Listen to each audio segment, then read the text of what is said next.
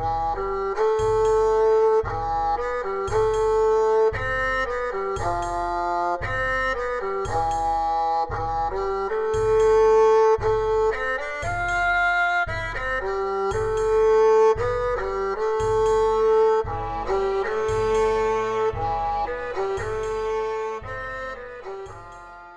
and welcome to Season 2 of Errant Adventures.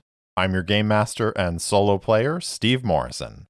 This episode is a little different than usual for a couple of reasons.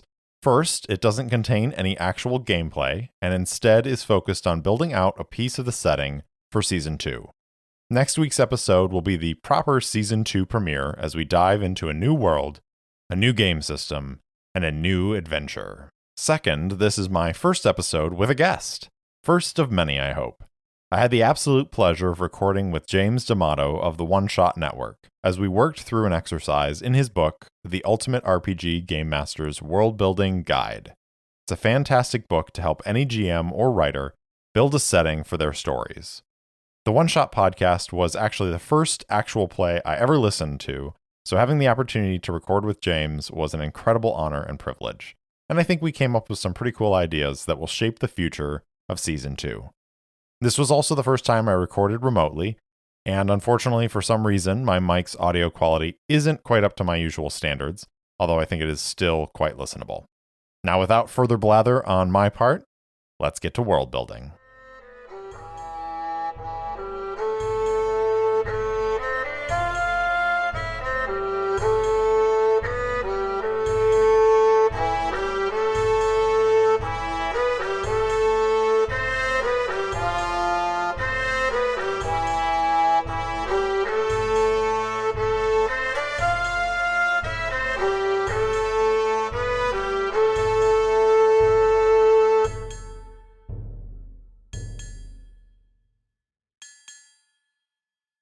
All right. Welcome to Errant Adventures. And as always, I'm your game master and solo player, Steve Morrison.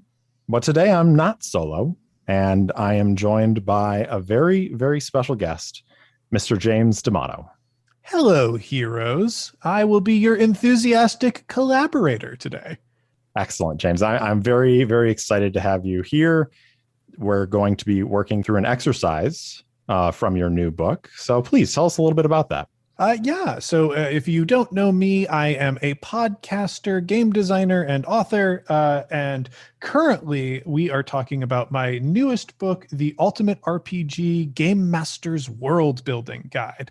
Essentially, this is a book that is a collection of prompts, exercises, and mini games designed to help make the process of world building, especially for RPGs, more fun and approachable for people doing it. So Steve was gracious enough to invite me onto the show and into the world for his upcoming second season to use exercises from this book to flesh out the world a little bit and develop it to sort of show off to all of you listeners how the exercises work and how you might be able to take advantage of this book with your home campaigns.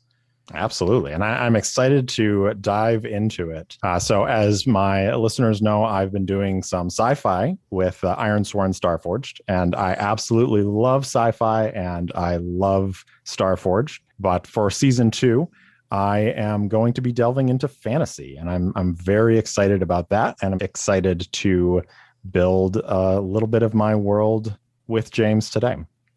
Absolutely. And, I am a deep lover of fantasy too. Fantasy and sci-fi I see as like two sides of a similar coin, and they are very expansive genres that can mean a lot of different things. And one of the things that you told me off mic is that for this new season, you want a lot of the action to be politically driven action, where, the primary protagonists are going to have to deal with different factions within the setting and, make careful political choices and all of that. So we decided on featuring the exercise 5 Factions, which is just an exercise that defines 5 dynamic factions within a setting and establishes relationships between them so that you can have fun playing with them in your world and make your party of PCs the powder keg that blows up this delicate political web. That's right. It's not fun to have a political web without a powder keg to toss in there. Yeah, I think powder kegs and webs just go hand in hand. That's the first thing I usually think of when I think of a web. Absolutely. As James mentioned, we just decided on this 5 factions because in this fantasy setting that I'm going to be delving into, my protagonist is going to be part of a mercenary group called the Crest. And they're going to be coming into this fantasy city and they're going to be facing off against the factions that we develop here today. All right. Well, I think with that, we should take a look at the different factions that this exercise helps us define. I separated these factions based on kind of what each group has a love for, has a passion for. So we have the group that has a love of strength, a group that has a love of knowledge, a group that has a love of communication, one with a love of nature, one with a love of order. So we are going to go bit by bit, but is there a particular group that you would like to get us started off with? Well, let's just start with the strength. All right. So for each group, we first have to decide what form each faction takes. And for that, we can either roll a d6 or choose a structure for them. Steve, did you have a preference or did you want to roll away? Well, coming from the solo gaming, we do love rolling on our oracles and tables. So I would be happy to roll a d6. Yeah, let's see what happens. And starting off with a 6. It's either a 6. Good or a fell omen. So this is going to be an order. This culture is formed around an organization dedicated to an ideology, like religion. Orders provide structure and resources to collectively pursue a common agenda. Bonds can be hierarchical, teacher-student, or colleague-to-colleague, depending on the ethos of the order. The other thing that we would roll to create is a treasure. So once again, roll that d6, take us away. All right. How about a 4 this time? A 4 is a rarity. This is something scarce or otherwise difficult to attain. It is a treasure most like a typical treasure. So, this is probably a valuable object that is hard to come by, that is at the center of this order. We can fill in the blanks on exactly what this order looks like after we make some decisions about the love of strength. The thing to keep in mind for love of strength, it can be, what it says on the tin. These can be just an order of people who are devoted to physical strength. Like kind of a zealotous military unit. But they can also love intellectual strength, spiritual strength, magical strength, or even emotional strength, depending on what we find most interesting. The thing to keep in mind is they value power and minimizing vulnerability. So, with all of those factors in mind, the first thing we should do is choose 2 things that the order loves most about strength. And the options that we have are as follows. Strength provides safety. It enables achievement. It represents an ideal form. It provides control. It provides excitement. So we got to figure out what this order is driving at. And I think I like the idea of it not necessarily being physical strength. And so I'm control is jumping out at me right away. Okay. It provides control. And then I think maybe enables achievement as well. Ooh, okay. So control and enabling achievement for an order, they are, going to be driven philosophically here. So parallels that I could see already is, that there are certain monastic traditions that prioritize something like attaining nirvana, of like ascending. So this could be an order that whatever form of strength it observes or praises, or prizes, I should say, that is what they see as a pathway to a more ideal form. So, their valuing of achievement could be based on that.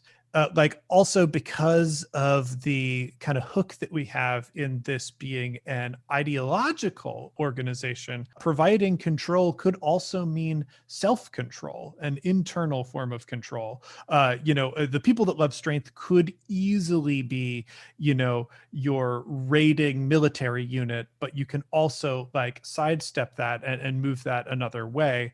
It kind of depends on really how basic and straightforward you want it to be, because Right. it could be really, really useful to just have, oh yeah, these guys love to be strong and push people around, and that drives a lot of the action in Yeah. this city. I think because this city is something that I've had in my conception for a while, and I'm bringing it to this season and to this game, there is a group already within the city, or an organization within the city already, called the Scriptorium, which is basically the library and the center of knowledge within this coastal mercantile city. And so I wonder if this sense of control and achievement is a rhetorical sense of achievement, and like who has the best argument and who can control their emotions and their, the focusing of their mind enough to create the best, most cutting and direct argument that cannot be broken down by your opponent. This is really, really interesting. Like kind of a group of philosopher gladiators Yes.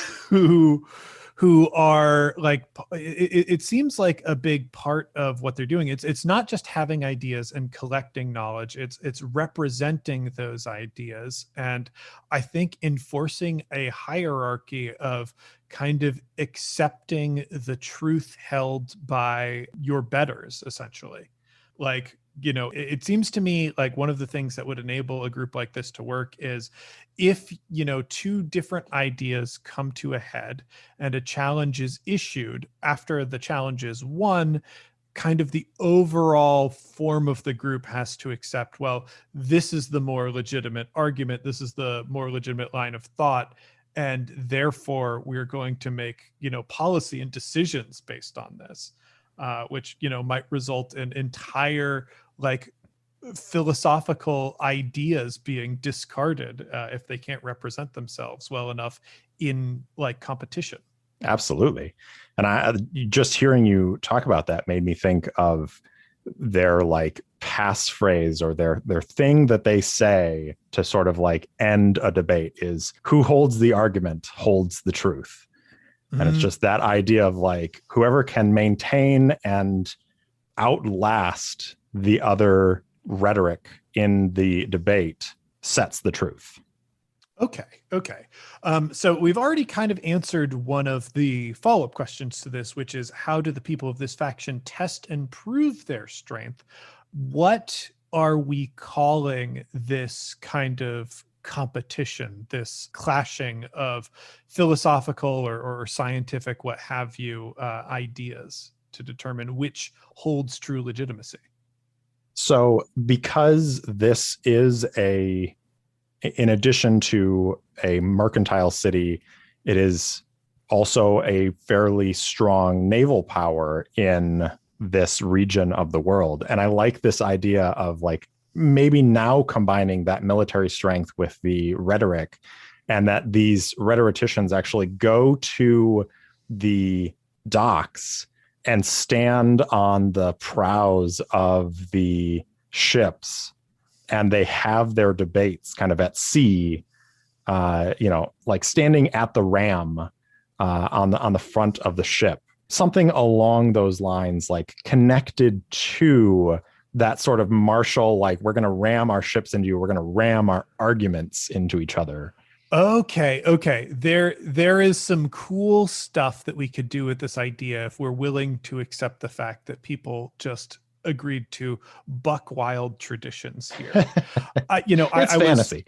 I was trying to think of like, okay, it seems like a core part of the philosophy here is that arguments really, like nothing can be stagnant. Like any idea should be able to be challenged, but there should be real consequences for winning an argument. And you have to have a lot of weight behind something for it to exist in any form moving forward after losing one of these competitions. So what we could have here is if like we're going with a naval theme, it could be that you are standing on decks of opposite ships and the like people judging your arguments are actually like manning cannons on these ships. And if they agree with your point, they will fire their cannon. And if they don't agree, they won't.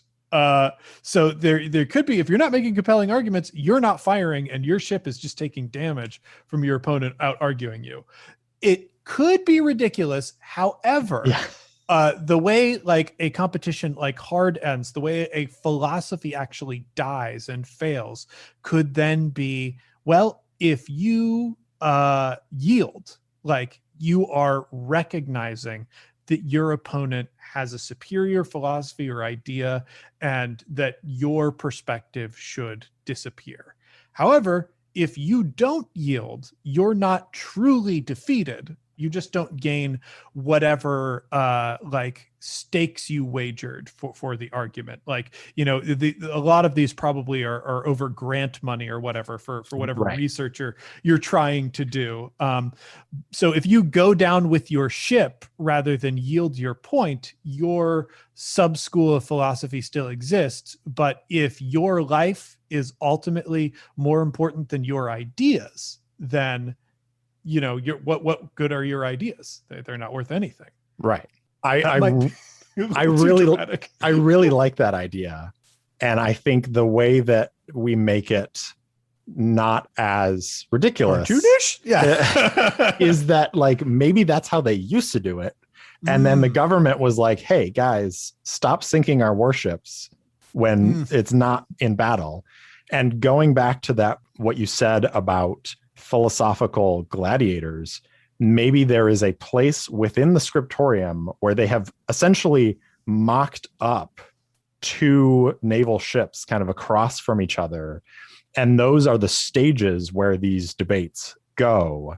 And instead of there being actual like weapons fired, there is some way for the different sides to designate whether they score a point. And maybe the deck, as it were, sinks lower and lower into this like pool of water. And if you lose at a certain point, you're just treading water. And if you keep trying to make your points while treading water and you don't yield, eventually you will run out of energy. Yeah. And you will drown. I like it. I like it a lot. That is very cool and very dramatic. Kind of a follow-up question that I have to this is like, who decides who's on these judging panels? Is that like by lot, or are there just judges that are kind of stationary? I can see this organization particularly going either way on it. I almost wonder if it would be the elders or whatever the highest ranking members of this order are. And when one of them has a disagreement with another of the masters or whatever they call themselves, then it's just the rest of the masters are kind of the judges. It could also be just the rest of the order assembles and it's a like popularity vote sort of thing of like whichever side cheers the most for the arguments. I think it depends on, especially if it is a politically involved setting, where you want your levers of influence to be. If it is straight democracy, then, you are like a lot of this is going to fall down to who is charismatic. If it is a board of masters, then a lot of this is going to fall to tradition and bending a knee to like certain political members, and really probably the actual ceremony itself doesn't mean much. It really depends on who you've gained favor with amongst the masters. Yeah. If it's by lots, then who knows who the judge panel is? There could be political maneuverings, or it could really come down each time to, the actual performance of these different events. We can decide that later. The other question here is, what markers signify achievement or authority within this faction? And I think the answer to that might actually help us make that decision. I think it's got to be some sort of like scroll, or maybe even if we're thinking of it from the standpoint of like a gladiatorial contest on these opposing ships, there are probably banners or something that matches each sort of school of thought. And you hang your opponent's banner in your study so that when others come to talk to you, they see all of the banners of people that you've defeated. I love the idea of there being a visual marker that sort of represents ideas that you control, because like one of the things that I thought of like with this is, well, what determines who actually can represent certain ideas within this arena? Like if I were, a scholar of transcendentalism, and some doofus lost to a scholar of existentialism for big stakes, I'd be pretty furious. Right. So like who actually has the right to represent certain ideas, I think matters very much within this. And I do like the idea of, sometimes you are wagering your authority over certain spheres, or the legitimacy of a sphere in and of itself, and that being represented either as a banner or like naval medal or patch or something. Because I love the idea of people within the order walking around and like having some kind of decoration on them that you go, oh man, this person is a master of like theoretical physics and chemistry or something like that. Right. Okay. So thinking about it from that standpoint of like something that can be very visually driven for like going around, what if they are like strips of cloth or like ribbon or something like that? There are different colors that represent the different sort of schools of thought. And maybe they have some sort of like small medallion or emblem or something like that. Something that's not too big that would be too difficult to like, I'm the greatest, rhetorical master here, and I can't walk around with my coat because I'm weighed down to the ground with these big medals. It's like something that's small enough that represents that authority, but also something that you can be walking down the halls and see someone and be like, I should not try to get into an argument with this person. Yeah, that I think that's very cool. I like that, because it also, this mimics like a little bit of academia in, having all of these professors walk around with in formal situations, their various accolades that they've received, doctorates from different universities and whatnot. And like there's a bit of a military underscore to that too, and that there are formal uniforms where you might display medals that not only betray your rank, but which operations you've been involved with, and so on and so forth. Absolutely. All right. Love it. I think that's cool. I think there are blank spaces there, but those can be filled in as needed, which this is really interesting because I think for now we've resolved the people who with the love of strength. Now we move on to the people with the love of knowledge. And this is an interesting juxtaposition. It is. People who love strength. Oh, actually, there is one more thing for the people who love strength. They have a treasure that they control. What do we think that treasure is, kind of in light of what we have established here? And we rolled a rarity earlier. Rarity, yeah. So something scarce or otherwise difficult to attain. maybe the medals that they wear and that they award to victors are some sort of like rare form of medal. Yeah. Yeah. I like that. If we want to get like into philosophy, they could be like Platonic forms. Like this is the most atomically and chemically perfect representation of, a particular thing possible. Right.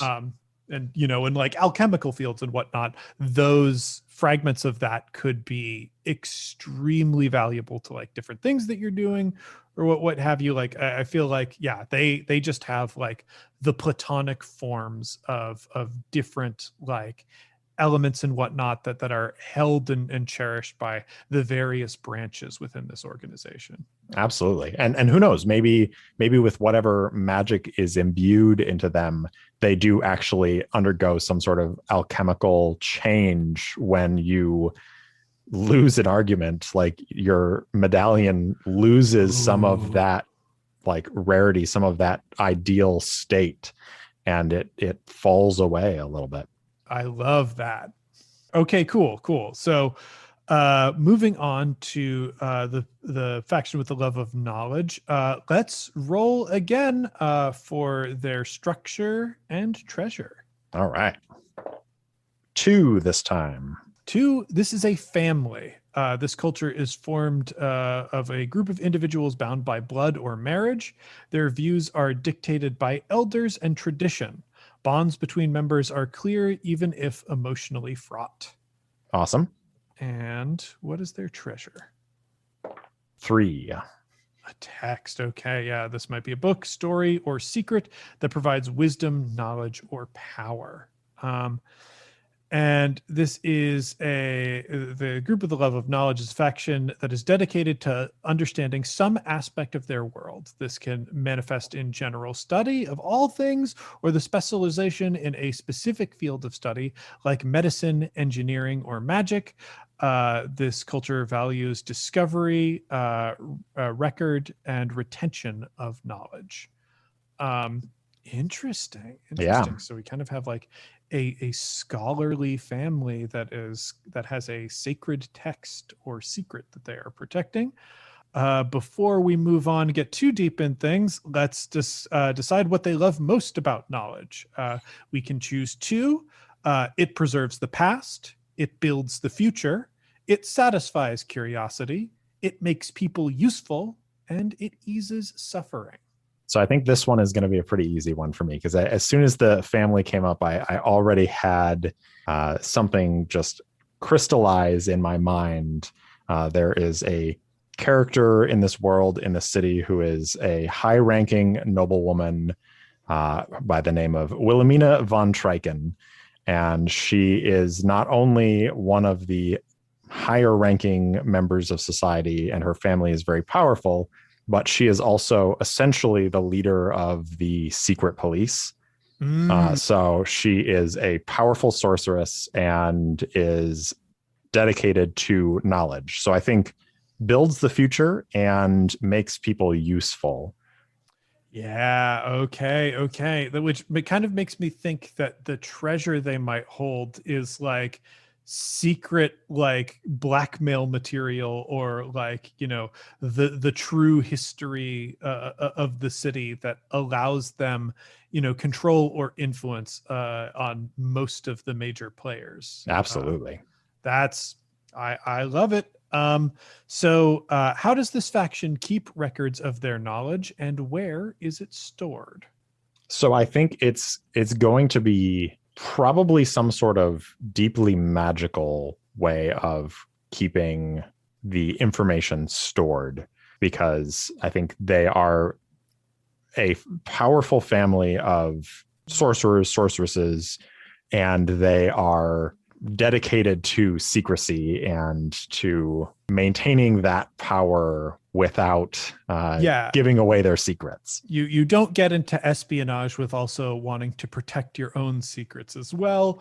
That makes sense. So, okay, what we want for this storage system is to, I think, not only have knowledge, but privilege who is able to access it and control when and how they can access it. I kind of think that we could make this, depending on how loaded this is in your setting, we could make this blood based. In that basically whatever record device is used to access this, like you need a prick of blood from your hand, and it will be able to read out knowledge according to how your access has been set. And so like you need to be approved by somebody who has higher levels of access to advance in your access for any given thing. So like even if you stole one of these records, there's a chance that you wouldn't be able to access any part of it. And there could even be people who are high ranking within this organization. If the wrong people die, they might lose access to specific information forever. Absolutely. As long as their blood is gone. Yeah, I think that dovetails nicely in with the idea of like a noble family and carrying on the bloodline as being a very political motivation. And like there are probably people within the power structures that know that this is how this works and are constantly trying to maneuver their second son or second daughter or whatever into the path of this family to marry in and get some of their blood mingled into this sort of passcode genetic structure.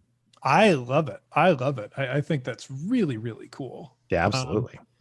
So yeah, then the next question is, does this faction share their knowledge? How do they decide who is worthy? Well, I feel like we kind of figured that out. Like part of it is marrying into the family itself. And I think part of it is making a deal to, gain access with somebody who has, a higher level of access or authority. Yeah, absolutely. All right. That was pretty straightforward and easy. We'll get into relationships after we've built out the other factions. Sounds good. Next, we come to the faction with a love of communication. Once again, let's roll to see their structure and treasure. Got a 5 for structure. 5. This is a company. It is a culture formed around a corporate entity. Companies provide resources and structures for members in hopes of creating profit. Bonds are based on hierarchical authority and function of position. And what's their treasure? A 4. A 4, that once again is a rarity, and that makes sense. Their treasure is money. Yes. So getting into love of communication, this faction is built around the complex art of communication. They can facilitate relations between houses, develop sophisticated forms of art and expression, or relish in gossip and espionage.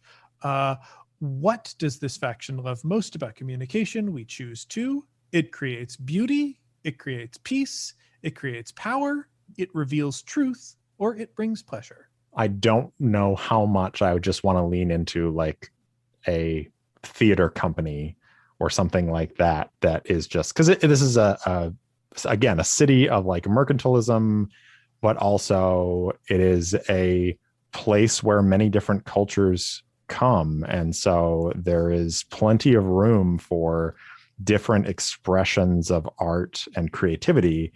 And I like the idea of maybe there's also a little bit of competing sort of espionage as well, of like, they have people that go out to perform in other places and then return with information. So I think creates beauty and then maybe reveals truth as well. Okay, creates beauty and reveals truth. And the other thing to keep in mind is this is an entity that exists for profit. So they have this love of communication, but they love that because it drives at the core structural goal of this is a way for us to get money. So let's see. before we dig in too much, I think it is worth exploring what level of influence does this like organization have. I like the idea of like, let's look at this entity like it is a Disney style force in the world, in that it is so large that it is invested in the political realm, because that just like, it is not the story of theater that we have in our own history, where, like the Globe Theater, despite being a, important cultural force, was kind of at the mercy of the royal family and like the bishops surrounding the royal family, and whatever was going to be censored and whatnot. This group instead has like seized on capturing the power of communication through entertainment, to the point where they have built themselves up to a point where they can like influence the law around them and maneuver on the same level as some of the other big players within the setting.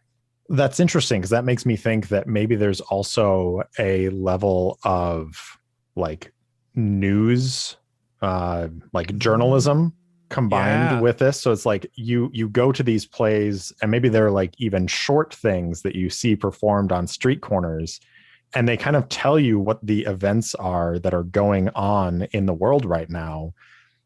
And maybe you take them at face value, maybe you're like, that sounds a little far-fetched, and there is this journalistic aspect in addition to and that's the like revealing truth. But are they really revealing the truth? So then it feels like there is a focus on, beauty, in terms of, we want to create really compelling pieces of communicative art, because if we can hook people, we can use that for things like propaganda or yellow journalism or what have you, to where we control the messages that people believe. And we have done that. We've done this so effectively that if you are going to oppose us as a political force, it puts you and yours in a very vulnerable position. Yeah, because we can make you out to be the bad guys. Yeah. Yep. And I think it does also, I really like the idea from the ancient world that, historians in our ancient world, they weren't concerned about accuracy in the same way that historians are now. Right. They would be like, we're going to write the speech that this great general gives to his troops. And it's like, nobody cares if that's actually the speech that general gave, or if he even gave a speech at that. But it's what should have happened. It's the story that we as a people need to hear in order to get behind this moment. And I think that's a very cool aspect of this too, that it's like people could be quoting, like we quote Shakespeare, lines that, famous naval captains said purportedly when they were going into battle against the enemy. And it's like, did they actually say that? I don't know. It doesn't matter. It's, such and such performance said that they did, and it really spoke to me as a citizen of this city. So I'm going to like quote that. Yeah. I like the idea that, the thing is, it's beauty reveals truth, not that like you have a truth that you get at through beauty. It's that if you make something beautiful, it becomes true. Yes. Which is really cool and very scary. What form of communication originated with this faction that has spread to all others? So I like the idea of it being similar to having like a town crier, but there is some sort of like, and maybe this is where the money aspect comes in, of like, there is some, whether you have to pay to like go into the building where they give this, recounting of events, or if they're somehow tied into like the government pays money into this from taxes from the citizens. But I think the other factions would have also been like, well, why can't we have people going around and shouting out, what the truth is? And maybe they're just not as good at it. I like the idea of having this town crier system. And where I see you get profit is like, they do, like, they also have like traditional theater spaces. Their entertainment network is larger than this, but one of the things that really gives them power is their very effective like town crier information distribution teams and networks. And I think they probably survived the way newspapers did for a long time, which is the primary method to advertise would be through their agents.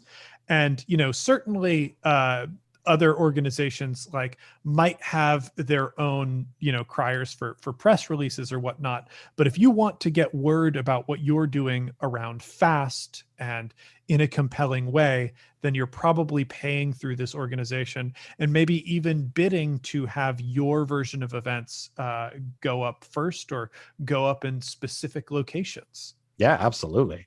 I love the idea too of like these playwrights and people who are artists are being recruited very vigorously by this, large corporation because they want the best writers and performers and all this stuff. And I think we see this a little bit in today's space where you bring in all of this creative talent, but then you put a vice hold on what they can produce and what they can say and all these things. And all of a sudden you have tension there as you've got creative people who want to make art a certain way, and then they're running up against the structures of power. Yeah, there's a beautiful dystopian quote that said the brightest minds of our generation are devoted to solving the problem of how to get people to look at ads.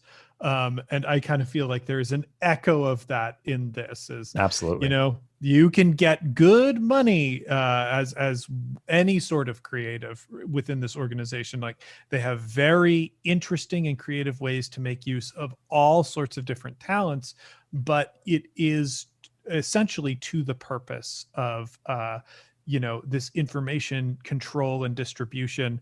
And perhaps their theater arms and like other artistic endeavors are really testing grounds, incubators for developing new methods of communicating and controlling communication, which is very interesting. Yeah, absolutely. So what group or rank within this faction is respected by every other faction for their skill, power, or danger? I think it's got to be some sort of traveling, whether it's a bard or something minstrel that is going around and is spreading this sort of philosophy, this method of doing business, going to other towns as an envoy for the company, and is also going back to that idea of revealing truth, is also a spy and is going forth.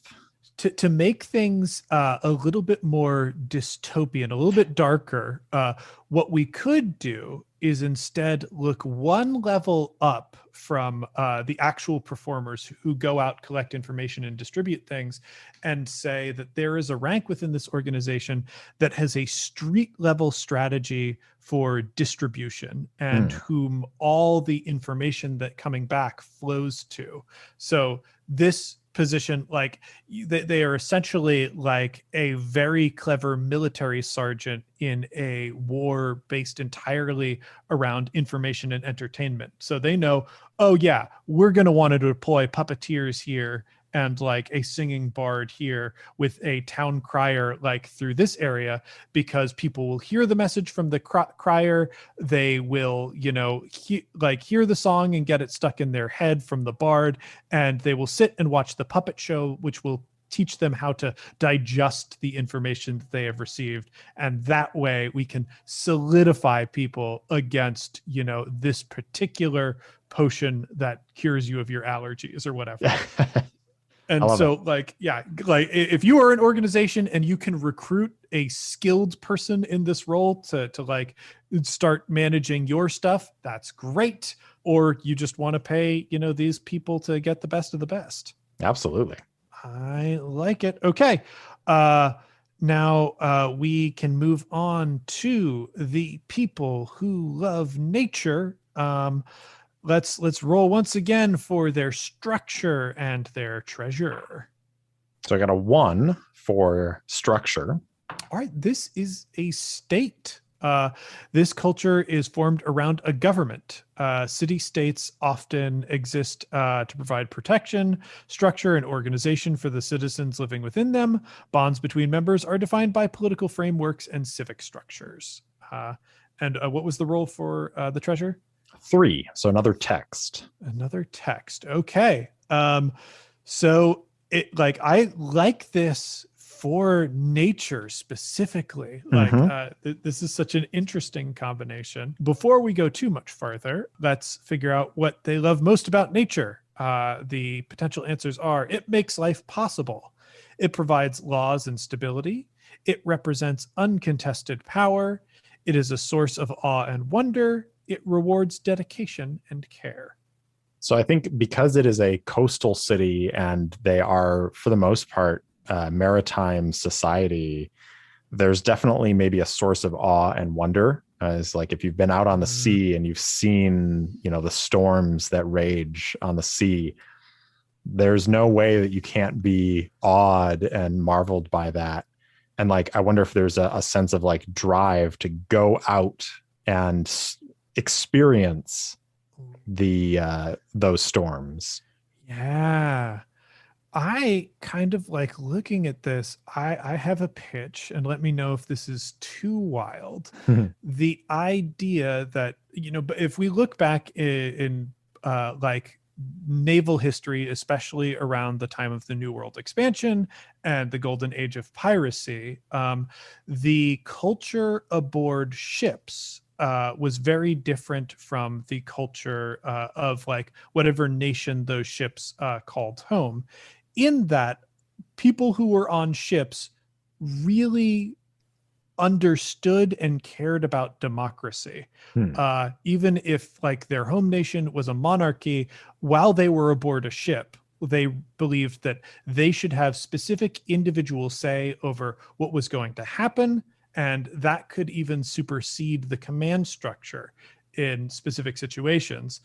What if there is a whole separate kind of loose anarcho city-state government as soon as you get on the water, that like all boats and whatnot like technically represent or have to deal with in some way this like loose affiliation between ships that has their own constitution and government that like the local government kind of has to deal with, because then you're fighting every ship in the bay, and those are mercantile vessels and whatnot, and you can't sink the money. Right. Yeah, we still need, food and resources and all these things coming in. So we have to play nice.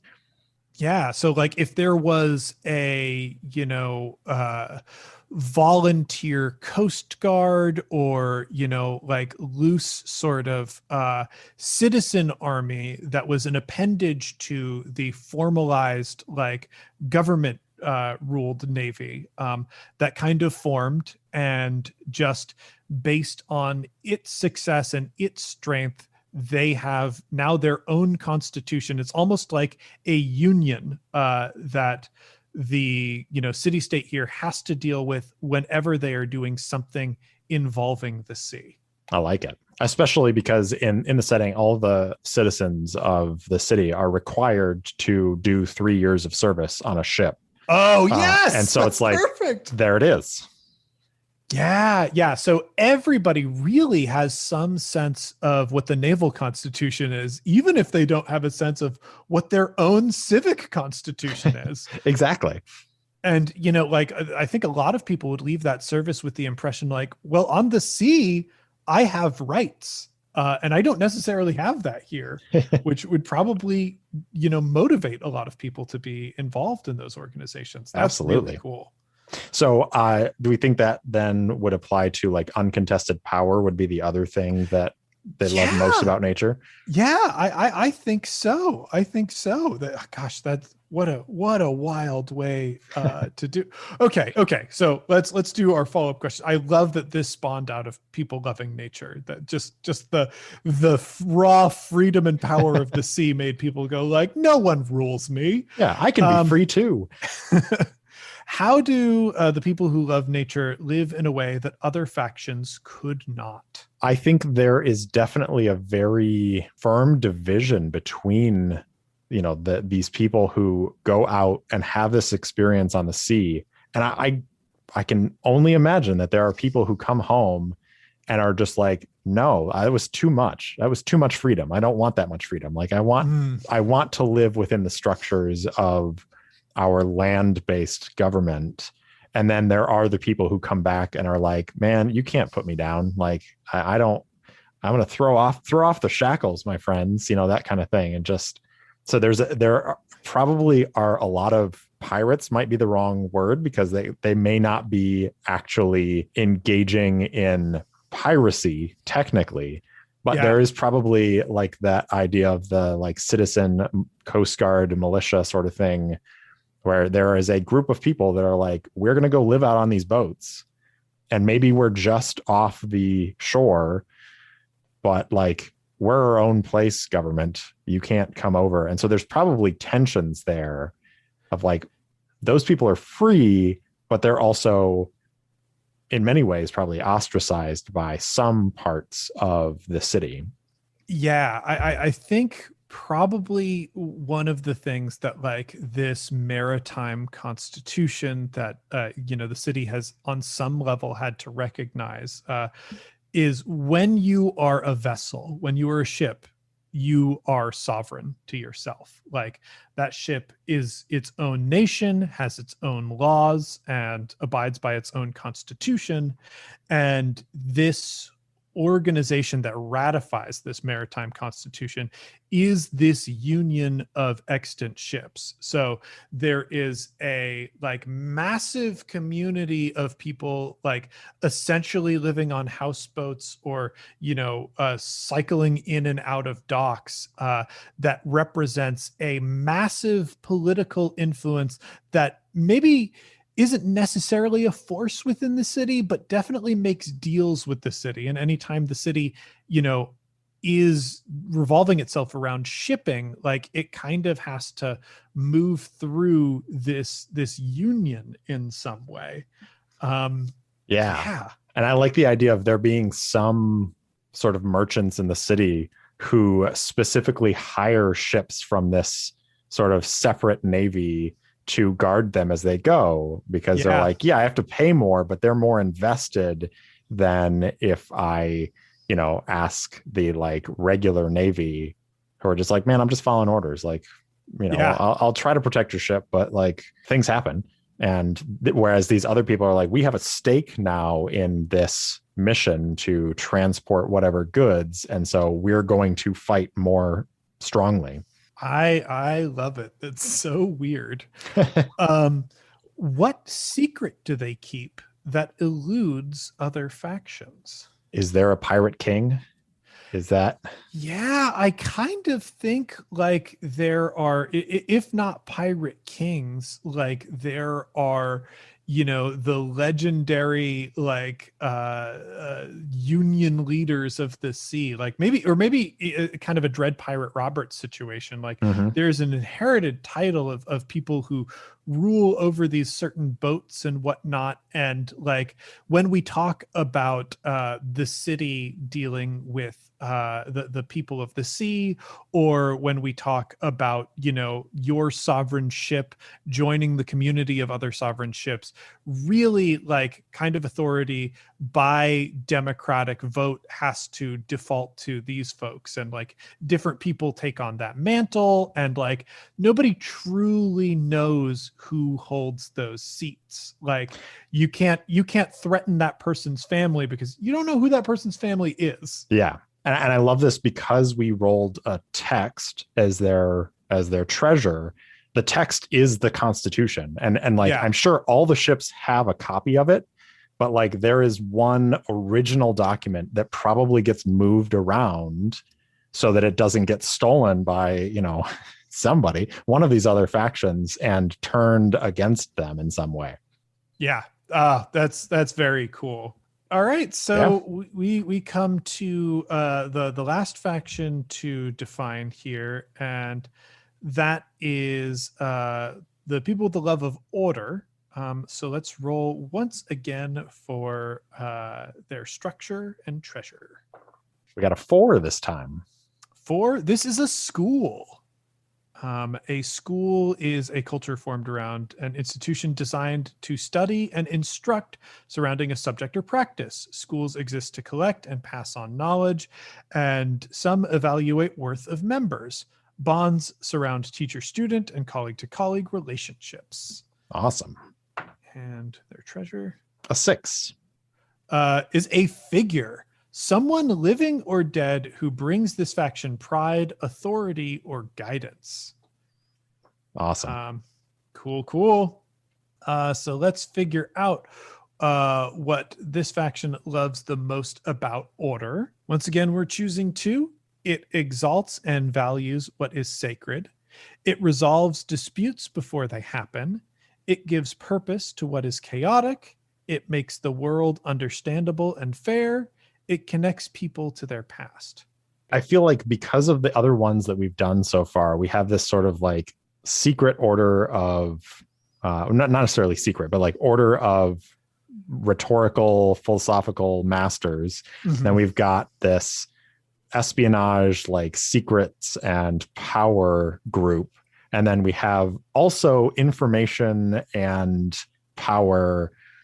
And then we have this like government, the sea government. So I feel like we almost need something to juxtapose that. So I want to almost say that the school here is the like naval academy, the actual like legitimate naval or military academy.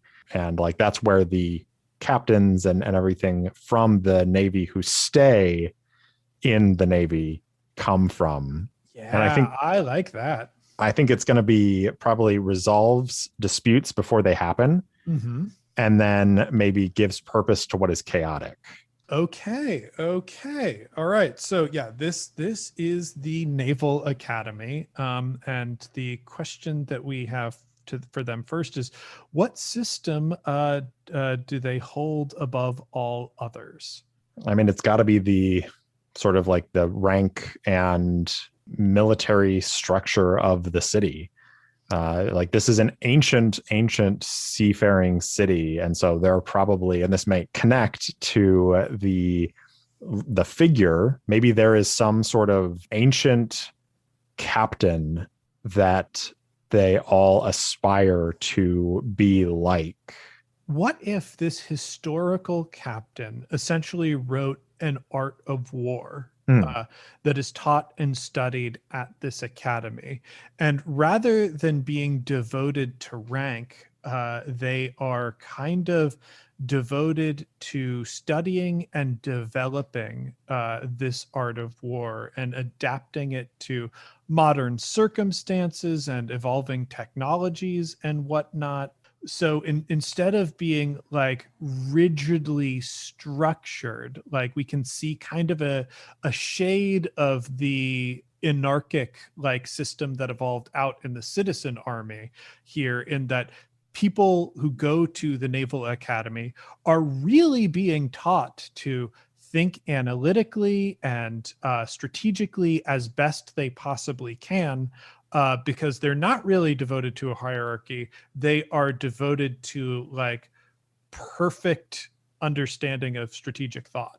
I love it because especially it does connect nicely to, I'm sure there are people who leave the Navy after so many years and then they're like, the juice for me was like thinking logically and tactically. So I'm going to go join this order of debaters and, try to rise through the ranks there, because that's what I love, is like taking a piece. And even like what we think back to the people who love information, like those street captains who are like, determining strategies for, releasing information and, conducting their information campaigns. Like all of that, I think, relates back to a city that builds its identity around strategic thought and prizes that very highly. Like, so I could also see that relating to, this unionized like citizen army that creates these sovereign ships. Like it's all kind of based around this central philosophy that is deeply embedded into how the city operates. Yeah. What hypocrisies do they tolerate, if any? I think based on what we just talked about, there are definitely some sort of class structures where noble sons and daughters get maybe some level of preference, and like people who are of lower classes can still get into the academy, but like there is this unspoken silver spoon. Yeah. I like the idea because each citizen is required to do 3 years of naval service. That technically any citizen can test to get into the academy. Absolutely. And it's supposed to be meritocracy. It obviously isn't. But, if you are a person who is of a lower class, who is poorer, you can theoretically take this exam and get into the Naval Academy and potentially change your whole world around. Absolutely. And they sort of give you a shade of this instruction when you do your 3 years of service. Yeah. Cool. So yeah, they definitely support a established hierarchy and status quo, even if they really shouldn't. Cool. So even if they say that they don't, too. Even if they say that they don't. Yeah. They're like, anybody can become the captain of, the flagship of our Navy.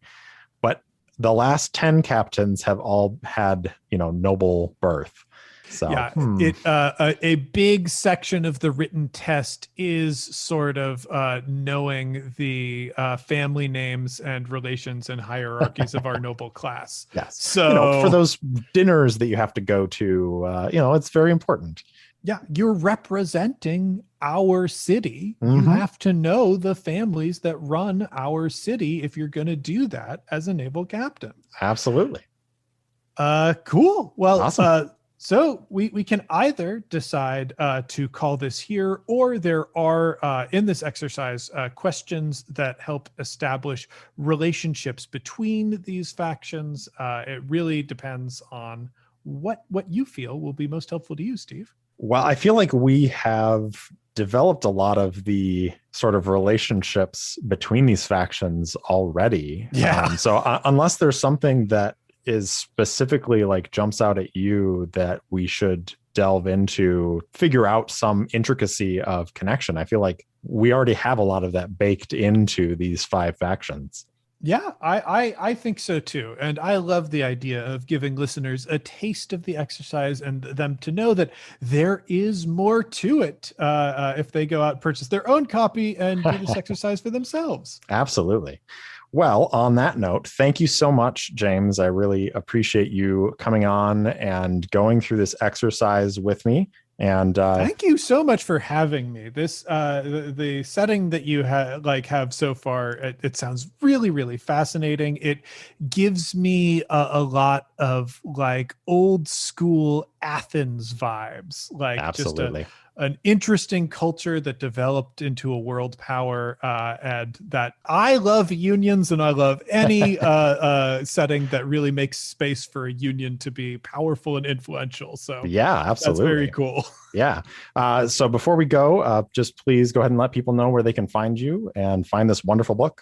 Oh, yeah. So if you liked hearing me make creative choices alongside Steve here, and you're into actual play, which if you're listening to this show, you probably are, you can find my podcasts on any podcast app. My shows are One Shot, where we explore as many different role-playing systems as possible in self-contained one-shot stories.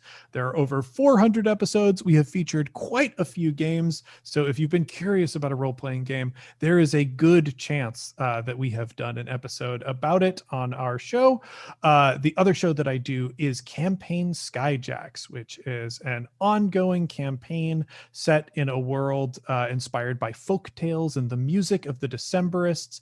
It's about sky pirates, it's anti-colonial and anti-capitalist, and there's a lot of really neat world building that we've done for that show. So if you enjoyed this, you would probably enjoy Skyjacks as well. If you would like to find this book or any of the other books in my line of books, which is the Ultimate RPG Guide line, you can find them pretty much wherever books are sold. That's in all major brick and mortar retailers. That's on all major online retailers. And of course, in your favorite indie brick and mortar bookstores. If you're looking for this book specifically, you can head to bit.ly/ultimate world building. That will bring you to the website for this book over on the Simon & Schuster page, and they'll show you all the retailers where you can find it there. If you'd like to just find me and ask me more questions or what have you, the best place to find me is on Twitter, and that is @OneShotRPG. Thanks again, James. It has been an absolute blast and a real honor to do this with you. Oh, thank you so much. I had so much fun doing this. Awesome. All right, folks, we will see you next time.